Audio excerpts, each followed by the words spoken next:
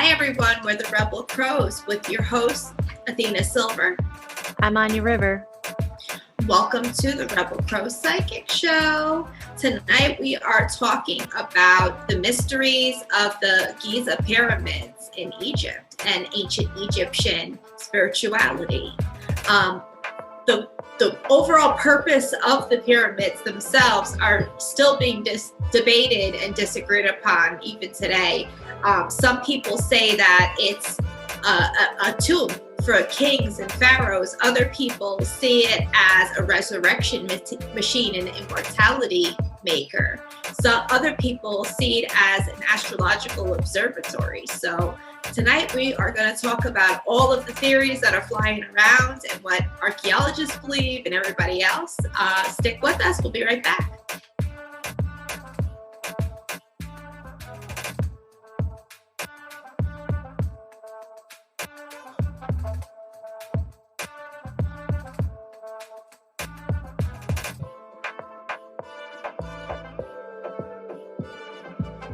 Welcome back, guys. We're going to get right in. So we were talking about the ancient pyramids on the Giza Plateau, the Great Pyramids. Many people think that they were built for the pharaohs Khufu and Khafre, and not everybody agrees with that.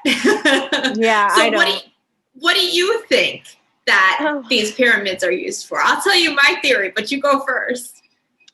Okay, well, I recently listened to this amazing podcast on Scribd. It's called Earth Ancients Podcast with Cliff Dunning and with Willem Witteveen. And I didn't agree with everything that this person said, but he is this expert who has these amazing new theories. First of all, did you know that there's a new Sphinx chamber that was discovered recently? So they're looking into that. There's like leaked photos. I haven't seen them, but is that the one that Edgar Cayce described in his visions that was under the foot of the Sphinx? I don't know. So you're saying that he was describing this like as no one knew about it? Yeah, he was describing this in his visions in, I think, the 20th century. I think sometime around like the 20s or 30s, if I'm not mistaken. In America, he wrote a whole bunch of books. There's a whole spiritualist movement based off of his teachings and his healing methods. But he's done astral journey work to go to the Akashic records and to the Hall of Records. As some people refer to it. But yeah, he talked about Egypt and the Sphinx in particular having a library underneath one of the paws. Really? Yeah. Wow. Yeah. So that's amazing because I was listening to this podcast and it's a really good podcast, guys. Like you should definitely check it out. One of the things that came up was, so this person who studies the pyramids thinks it was a machine, and talked about how it was really interesting though, because like he brought in all these elements that there was all the four elements and plus ether. So, earth, wind, fire, and water plus ether are all brought into the construction of the pyramids. And of course, all of the mathematical, the distance that we have between us and the sun and the sun's circumference and the distance from us to the moon. It's fascinating when you think about like this was so long ago, and it's embedded into. They deified one of the pyramid builders. They made him a god in their pantheon because they thought that the building that he built was magic. Really? Well, how did they know who is the builder? I mean, I thought that was unknown. Like completely unknown. Not the builder. The ones in Giza, the builders are unknown. But the builder of the Saqqara pyramid, he was deified. Oh, okay. I see. He built, I think, the Bent pyramid as well, if I'm correct. Yeah, because we have pyramids all over the world. Oh yeah, and especially in Egypt, they're finding there's over, I think, 100 of them throughout Egypt. So, and they're finding ruins of pyramids every day with, LiDAR scanning and modern techniques. And we really don't know what the pyramids, I mean, a lot of them were built for tombs, but this is the huge mystery with the Great Pyramids, because like you said, we just don't know. We don't know. And, so and they're built different. The early ones were built upon flat tombs that were flat profile on the surface, and they went down. And the guy who built the Saqqara pyramid, he was the first one to enlarge it. That was the first pyramid built. So this tradition goes way back, and it's been intertwined into spirituality as well, which is really interesting because not all monuments have a spiritual intrinsic value placed upon them. Like if we think of the Statue of Liberty, nobody's ever been entombed there. That's not a monument of death. That's a monument of life. So the monuments of death always have that extra step to them that just makes it, I don't know, I feel like more sentimental, at least in my view. Sentimental, what? They're shrines of the person who is being honored there. Right.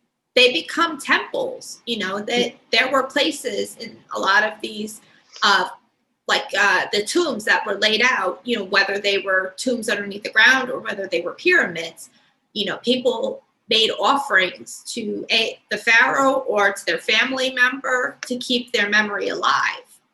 So what do you think about the Great Pyramids? There's a lot of back and forth about whether there was someone buried there or not. I am of the opinion that probably not, just because I've been a little persuaded. Yeah. Well, what do you think? I kind of have my own hot take about what I think the pyramid is for. Now, this is my own opinion. I have comprised this by doing a lot of research, reading about ancient Egypt and different types of spirituality globally. So this is kind of like, this is my take. So don't shoot the messenger. Okay. I think that it was used temporarily. I think that it was used because of the properties that are, it radiates its own energy, electromagnetic energy, from the bottom all the way up through the top. So I think that it was a machine to help transport the soul outward. Oh, that's a really good take, because from what I was gathering, with the top, the Eye of Horus at the top. And then I'm reading about this, so inside there's never been any mummies that have been found. There's I think it's in the King's Chamber. There's this but grave robbing was a family hobby at that time. Yeah, but they had groups of grave robbers roaming the terrain. So there could have been stuff there. There could have been, but there's also this idea that wasn't there usually paintings that depict what, and I know there's a painting on the outside of the pharaoh, but that could have been much later. I've seen things that say that it was in the 4th dynasty, but this podcast that I'm listening to that this man wrote a book off of is claiming that it's actually 13,000 BC. I believe it. I think that the dating is off when it comes to some of these monuments. It's really hard to date stone. I came across this other theory that the actual, the inside, the King's Chamber and the Queen's, it's not the Queen's Chamber, but there's the King's Chamber. Is it the gallery? Yeah, it's. I think it's also called the gallery. So there's this theory that that's actually the actual pyramid, and then it was added on to later. So it's an interesting thought, because maybe that's possible. I think that it has something to do with the reverberation of it. I think it was built to assist with the soul, the transportation of the soul, to lighten it up. They say that it has its own vibration, that it's essentially, the resonance in there is insane. Right. So I think that, when you get down to the physics of it and what scientists and archaeologists have said, I think that it's somewhere in between. I think that there's a cultural aspect to it that is not really being looked at. The ancient Egyptians went hardcore on their afterlife. Like, they saved up their entire lives to have a baller ass funeral, and be remembered for the rest of their lives. They created an entire industry that spanned Africa, the Middle East, and the Mediterranean of funerary goods. It was an entire industry like our funeral industry here, in modern day United States. It was its own thing. They had services upon services. This really wasn't people taking care of their dead at home, like, we did in other societies throughout history, especially prior to the Egyptian society. People took care of their own dead, buried them, cleaned them up, prepared them, had their own funeral rites, whereas Egypt made it an explosion, like this was like Las Vegas style funerals, Right. Get that extra talisman by your heart and that extra carving on your sarcophagus, you're going out forever in style. Right. So, like, I get it that they wanted to give their loved ones everything, it's just, I think for us in the West, it's a little bit hard for us to understand fully how they perceive the world around them and what was important to them. Because we have, believe it or not, whether we like it or not, Christian history has really taken root as the history. Whereas in Egyptian, history, things are not, the customs are different, Yeah. So I think that it's a cultural divide for us really getting to the bottom of what this monument is used for. I think that we're never really going to truly understand because we don't have that cultural component, that's missing in time. I have like a little bit different of, and not negating what you're saying at all, because I actually think that it's a really good theory.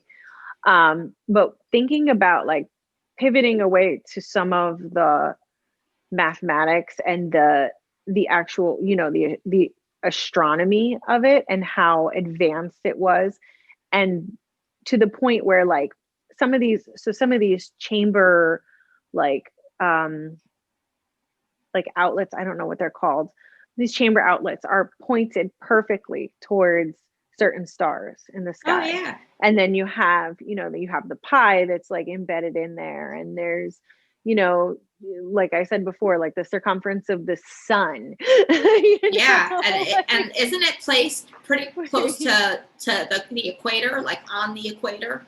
It was pointed, it's on the meridian and the lateral, like perfectly in the middle. So there's like two spots on Earth where this could be. That's one, and then the other one is in the middle of an ocean.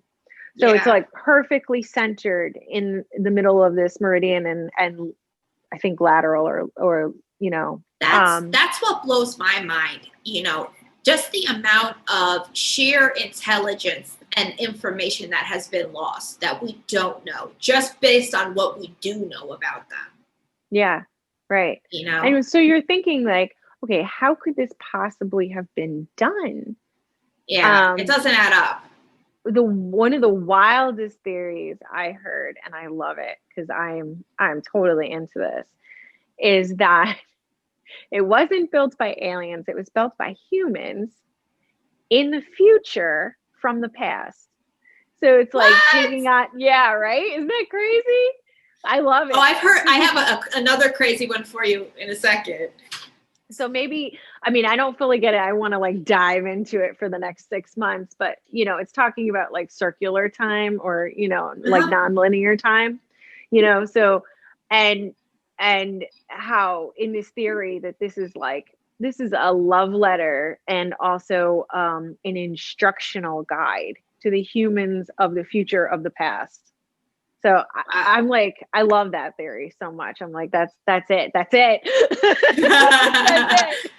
Now, the one that I love, I don't believe it, but I love the enthusiasm, is the people that say that the Sphinx was built by people that originated on Mars because Mars has pyramids, allegedly. I'm like, I'm all about it. I don't believe it. I want to believe it, though. I mean, the Sphinx is a lion, right? Why wouldn't they come from Syria? Not Syria. Where do the lion people come from? There's a race of ET people from. Oh, they're I'm not lion familiar people. with that conspiracy, but it just came up recently for me somewhere. Anyway, if I think of it, I think people look at the ancients and there are some discrepancies. And I think that unfortunately people do fill in the gaps, not always correctly, kind of in a fantasy way, which is fine. But we also have to remind ourselves that these were actual people in time that lived here, just like we do. And if they were to look at our society, they'd have some questions too.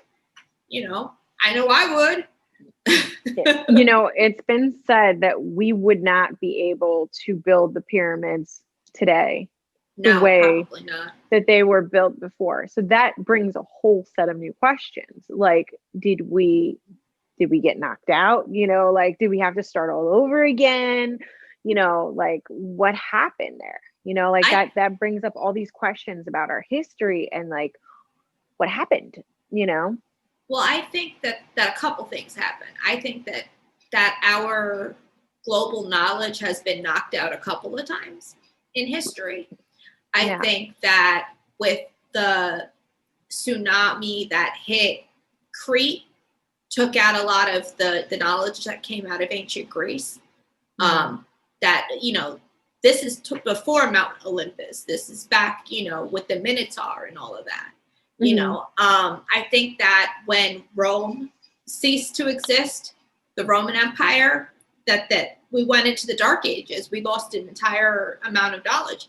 And not to mention when the Library of Alexandria was torched, I think that was single-handedly the biggest catastrophe to affect humans in the long term than any other event in history. Yeah. At that point, there were thousands upon thousands of scrolls of all sorts of origin. I mean, the pharaoh used to have it where any incoming ships that had manuscripts had to turn them over at the port so they could be transcribed and given back to them for them to leave, so that they could have that knowledge within Alexandria's libraries. So I think that this has happened many times. I think there's so much that we've lost, and it's crazy because we're playing catch up even still. Yeah, right? I mean, we think we're so advanced, and yet we couldn't recreate a building that maybe was built, depending on who you ask, between, thousands of years ago and maybe 13,000 years ago. Yeah. Or 15,000 years ago. This is insane. It is. I want to talk a little bit about death culture for a little while when it comes to the ancient Egyptians, because that was their daily experience was with death. Now, like I said before, death became like an obsession almost to a lot of people, and there was big industry that was made from it. It was all about preserving the body for the afterlife. They looked at the tomb as the last resting place for the soul. So essentially from sunup to sundown, your soul got up in the tomb, went about its daily business. That's why they had funerary goods like, things to eat and things to drink. And they even have games in some tombs that they've found. It's for the way for the person's soul to pass the time. They preserve the body because they believe that the body was needed for an afterlife. although there are, archaeologists have found that there are people who have, like, may have had accidents in their life where their body was incomplete, and there was definitely some creative fixing. Oh yeah, if you know what I mean, like making things right, putting things back together. And there was even specialized priests and priestesses that did this kind of work.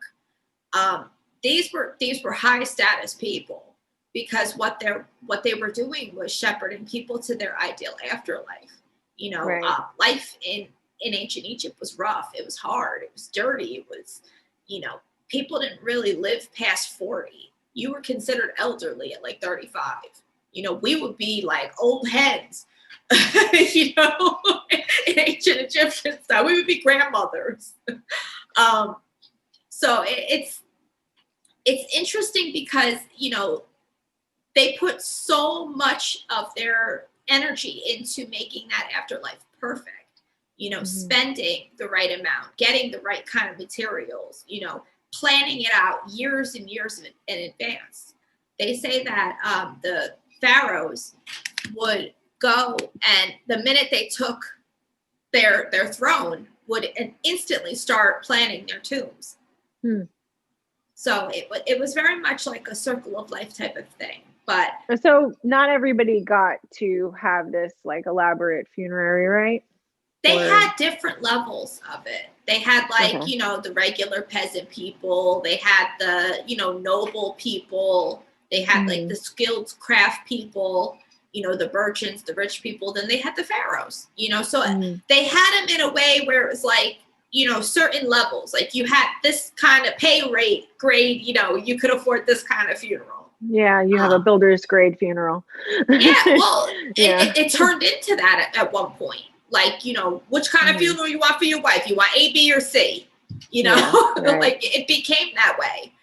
And it made a lot of people extremely wealthy, especially when it came to the merchants, even just back in that time, like frankincense merchants were so incredibly wealthy. The salt merchants were even wealthier. These were like ancient, modern, ancient day gangsters, like running like their own little hood businesses going on, So it was interesting, that there's so much that we don't see when it comes to that culture because we are so far removed, but a lot of stuff that we could learn because they lived a different kind of lifestyle than us. They had as much decadence, maybe even more decadence than we have. But it still goes to show you, though, that they were spiritual and a devout people because they were worried about the health of their soul, ultimately. Right. And that's actually like a huge marker of like a civilization too, is when you're thinking about your afterlife and planning these funerals and, worrying about your loved ones and where they're going to go and how they're going to be after they pass,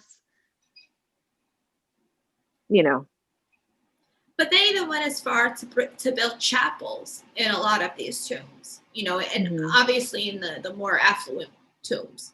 But that's where you went, just like you do to pay your respects at the cemetery with your relatives. That's what they did for their relatives. So, there are parts of our culture that are so deeply embedded within us that we don't know where they come from. And it turns out it comes from antiquity. These are human practices, not just, a certain person's practices. So I don't know. I find all this stuff fascinating. I think that the more of a mystery it is, the more I want to know. It's absolutely fascinating. Did you want to talk about your journey? I know you had mentioned about going on a journey. Yeah, sure. So I've done a lot of journeys over the course of my life. When I was in high school, I was one of those kids that got really bored in class. And I started to daydream. And I would daydream and I would sit there, my eyes were open, but my third eye was working here. Mm-hmm. And I was envisioning the sand, the sand and the wind and the sky. And I would walk along the sand, and then I would start to see block by block build up into the pyramid. And I could do this and turn it into the ancient pyramid. I could do this and turn it back to what it looks like now. I would even go and I would touch it, and it would be cold and vibrate. Like I could hear it, like I could feel the resonance within the stones. Mm-hmm. There was one time that I journeyed and saw a funerary procession where they were burying a pharaoh. They had a bunch of people dressed in like gilded outfits and very heavily like jewelry and beads and a lot of blue and red and gold. They had a bunch of peacocks in a cage, and they were bringing the peacocks into the tomb. They were burying everybody, the peacocks and all the jewels in the tomb. And I remember just watching it and just like in shock at just how beautiful and sad and happy. Like it was such a mix of emotions. It's like I felt that I was looking back on something extremely sacred and extremely extra. I will say that extra as hell. Yeah. Everything was gilded. Just like you see in the museums, everything was gilded. Yeah. But just to see the love, it was above all an expression of love, the way that they buried that person that I was seeing in that journey. I believe I was looking at somebody's funeral. Yeah, that's beautiful. I mean, and it really speaks so much, like the way that you describe it so eloquently kind of mirrors the human condition on this planet, like. Yeah, you could tell that this individual made a lot of people's lives, like definitely brought joy to their life and was there for these people, because the women who were crying, you just felt the pain in your soul, like at their loss. I don't know, ever since I had that journey, I was probably about 18 at the time, maybe about 17. I looked at the ancient world differently. It changed my idea of history, and it really changed my idea of, the ancient past and how we view death. It woke it up like part of that seeker mentality that I have, where I want to know everything, and I want to research it. I want to know more, and I want to experience more. And it came to me at a very interesting part of my life. And I think that it was, a happy accident. Yeah.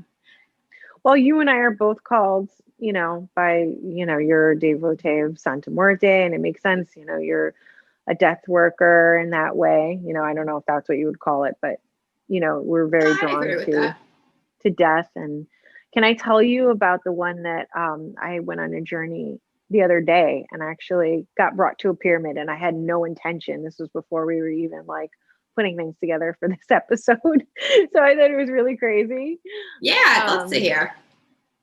I was on the journey. It was very short, so it's not as beautifully eloquent as yours, but I was on a journey in a very like random place. Like it wasn't the Great Pyramids or anything, but I was taken by a guide and invited into a much smaller pyramid, and inside was a microcosm of the cosmos. So they were like lit up in blue, and it was just like a perfect, like it was the cosmos, like the universe housed inside of this pyramid, which was like a tiny pyramid. So I thought that was like really interesting when you think about how the stars and how the universe is built in and reflected by these buildings. Yeah. It's a portal. It's definitely a portal. I think we can all agree that it's a portal. It is, but it's a portal by design. Yes, the biggest, the most important part of the afterlife was that you wanted people to remember you, because when they remembered you, it gave you energy in the afterlife. So they say every time that you spoke somebody's name, you gave them afterlife. So we speak these pharaohs' names. You know, we speak these people from ancient time. We speak their name. We hear their story, because they're not just living in their own plane, in their own afterlife, but they're living with us as well in our memories. So it's like they become part of our family in a way. So, well, we hope you guys enjoyed this. I know this is kind of long, but it's a very interesting conversation, and we would probably talk about Egypt again, because there's so much there to talk about. Let's do it. I think we should. Such a beautiful history and such a beautiful place, you know, even now, you know, even in modern day. But I'm Athena Silver. I'm a professional psychic medium and tarot reader. If anybody would like to have a reading with me, my website is readingswithathenasilver.com. My Instagram is @athena.silver. My TikTok is Athena_silver. And I'm on Facebook too. What about you, Anja? How do they get a hold of you? I am at Anja River, ANJARIVER on Facebook and Instagram. And I do tarot readings. You can reach out to me there if you're interested in a reading with me. Awesome. Well, we'll catch you guys next Thursday for another interesting and informative episode. If anybody has a topic request, please feel free to comment on the section below, or send us an email at rebelcrowpsychicshow@gmail.com. And we'll catch you guys next week. Have a good rest of your day. Bye.